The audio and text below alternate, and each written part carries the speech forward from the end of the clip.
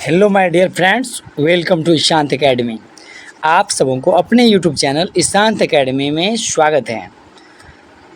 आज के इस वीडियो में हम लोग जानने वाले हैं class 10th science subject chapter 15 हमारा पर्यावरण चैप्टर के बारे में। तो सबसे पहले हम लोग जानेंगे कि पर्यावरण का अर्थ क्या होता है। पर्यावरण दो शब्द से मिलकर बना है, परि और आवरण से। परि जोड़ आवरण बराबर पर्यावरण। तो परि का मतलब होता है आसपास और आवरण का मतलब होते हैं घिरे हुए। इसका डेफिनेशन हो जाएगा वह आवरण जो हमें चारों ओर से घेरे हुए हैं या हमारे चारों ओर का वह वातावरण या परिवेश जिसमें हम रहते हैं पर्यावरण कहलाता है। तो हम लोग समझेंगे कि पर्यावरण क्या है। तो वह आवरण जो हमें चारों ओर से घिरे हुए हैं, पशु पक्षी, जीव जंतु, जानवर, घर मकान, जो चारों ओर से घिरा हुआ है। तो हमारे चारों ओर का वह वातावरण या परिवेश जिसमें हम रहते हैं पर्यावरण कहलाता है। क्लियर है। अगला है टॉपिक पारितंत्र। पारितंत्र क्या है?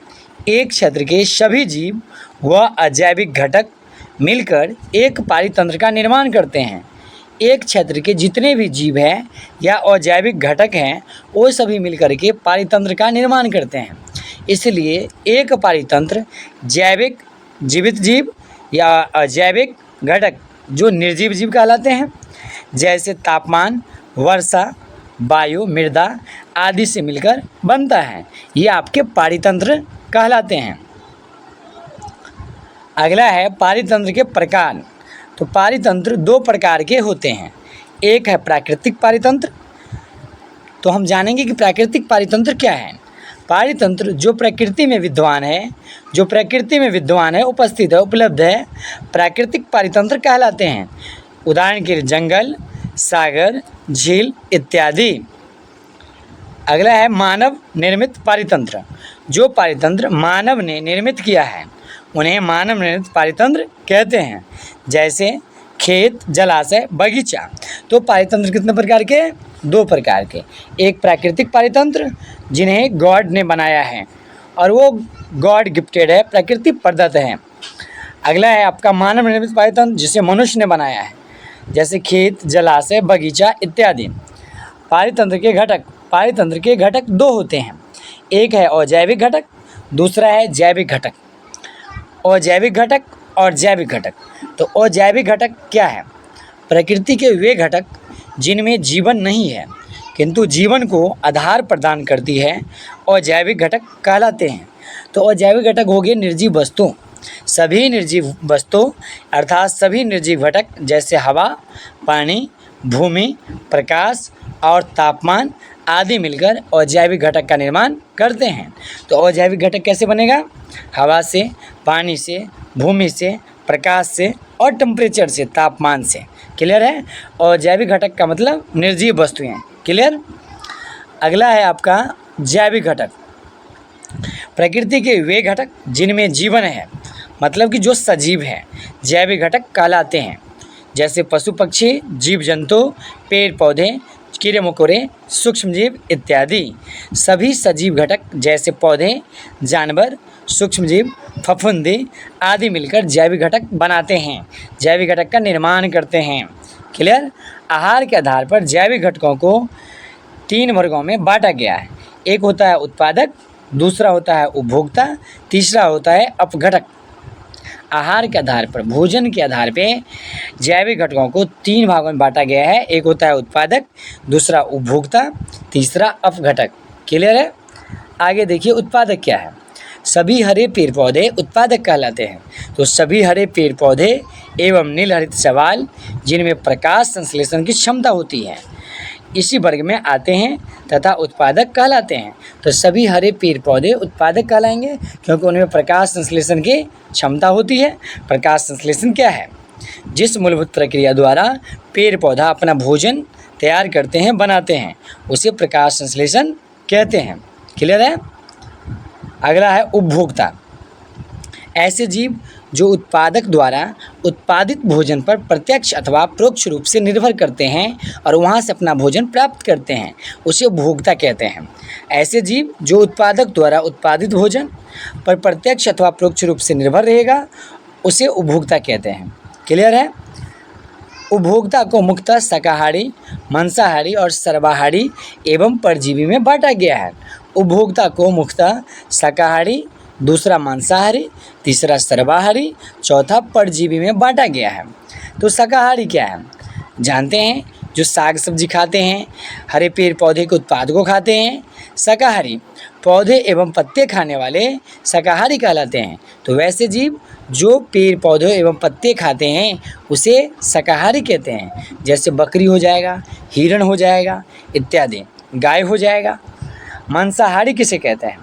तो मांस खाने वाले जीव को मांसाहारी कहते हैं, जैसे शेर, मगरमच्छ इत्यादि। सर्वाहारी क्या है?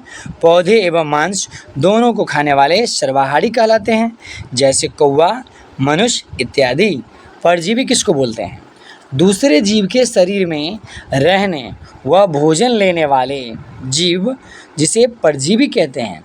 वो दूसरे जीव के शरीर में रहता है और वो वहाँ से भोजन ग्रहण करता है, उसे परजीवी कहते हैं। जैसे जू हो जाएगा, अमरबेल हो जाएगा इत्यादि हो जाएगा। क्लियर है?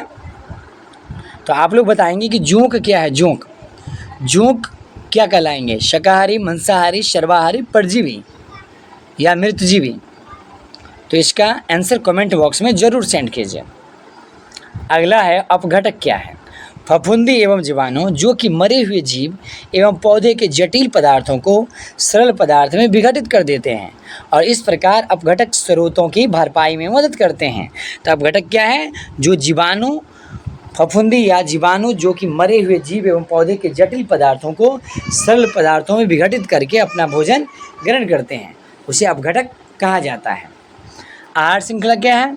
आहार श्रृंखला एक ऐसी श्रृंखला है जिसमें एक जीव दूसरे जीव को भोजन के रूप में खाते हैं। एक सिस्टमेटिक ढंग से एक जीव दूसरे जीव पर निर्भर रहता है, उसे कहते हैं आहार श्रृंखला। जैसे घास हो जाएगा, घास पे डिपेंड है हिरण, हिरण पे डिपेंड है आपका शेर। तो घास को खाने वाले हिरण हो गए, हिरण को खाने वाले शेर हो गए। अगला है टॉपिक आपका पोषी स्तर। पोषी स्तर क्या है? तो एक आहार श्रृंखला में उन जैविक घटकों को जिनमें ऊर्जा का स्थानांतरण होता है उसे पोषी स्तर कहते हैं। तो एक आहार श्रृंखला जिसमें उन जैविक घटकों को जिनमें ऊर्जा का स्थानांतरण होगा, मतलब ऊर्जा एक रूप से दूसरे रूप में ऊर्जा का रूपांतरण होगा, वो पोषी स्तर कहलाता है। क्लियर है? एक आहार श्रृंखला में ऊर्जा का हस्तांतरण एक ही दिशा में होता है। आपसे पूछा जाएगा कि आहार श्रृंखला में ऊर्जा का हस्तांतरण होता है, एक दिशा होता है, एक दिशा में होता है। क्लियर है? बहुदिशीय होगा कि एक दिशीय? तो एक दिशीय होगा। क्लियर है? सूर्य से प्राप्त ऊर्जा, हरे पौधे सूर्य की ऊर्जा का 1% भाग जो पत्तियों पर पड़ता है अवशोषित करते हैं। ऊर्जा का प्रवाह का 10% नियम, एक पोषी स्तर से दूसरे पोषी स्तर में केवल 10% ऊर्जा का हस्तांतरण होता है, जबकि 90% ऊर्जा वर्तमान पोषी स्तर में जैविक क्रियाओं में उपयोगी होता है। तो समझ गए होंगे, सूर्य से प्राप्त ऊर्जा, हरे पौधे सूर्य की ऊर्जा का कितना परसेंट? 1% जो पत्तियों पर पड़ेगा और उसको अवशोषित करेगा। ऊर्जा प्रवाह का 10% नियम क्या है? एक पोषी स्तर से दूसरे पोषी स्तर में केवल 10% ऊर्जा का हस्तांतरण होगा, जबकि 90% ऊर्जा वर्तमान पोषी स्तर में जैविक क्रियाओं में उपयोग होती है। Concept clear? अब हम लोग जानने वाले हैं आहार श्रृंखला के चरण के बारे में। उपभोक्ता के अगले स्तर के लिए ऊर्जा की बहुत ही कम मात्रा उपलब्ध हो पाती है, अतः आहार श्रृंखला में सामान्यतः 3 अथवा 4 चरण ही होते हैं। क्लियर है?